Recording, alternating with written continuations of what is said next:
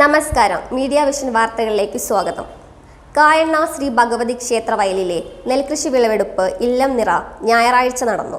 മുതിർന്ന കർഷക തൊഴിലാളി TC കുഞ്ഞിരാമനിൽ നിന്നും കൊയ്തെടുത്ത ആദ്യ കതിർ ക്ഷേത്രം പ്രസിഡന്റ് PV ബാലകൃഷ്ണൻ മാസ്റ്റർ ഏറ്റുവാങ്ങി.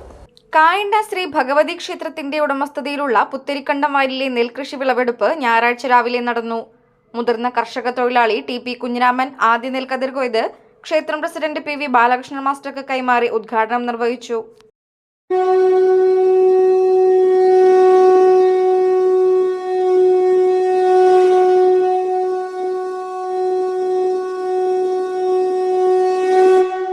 കൊയ്തെടുത്ത കതിർ ഇല്ലം നിറ ചടങ്ങിനായി ഭക്തജനങ്ങൾ തലയിലേന്തി കുത്തുവിളക്കിന്റെയും വാദ്യത്തിന്റെയും അകമ്പടികളോടെ ക്ഷേത്രസന്നിധിയിൽ എത്തിച്ചു.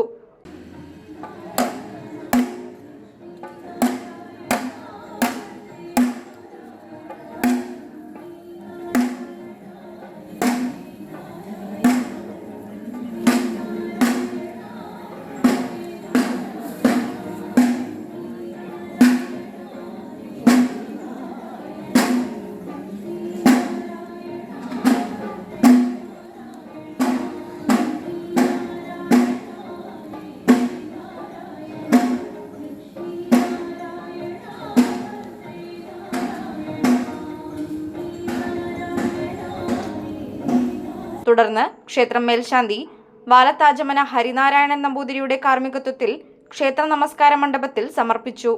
പൂജയ്ക്ക് ശേഷം കതിർ ഭക്തജനങ്ങൾക്ക് നൽകിയും കൊയ്തെടുത്ത നെല്ല് അരിയാക്കിയ പാൽപായസം ഭഗവതിക്ക് നിവേദിച്ച് ഭക്തജനങ്ങൾക്ക് നൽകുകയും ചെയ്തു.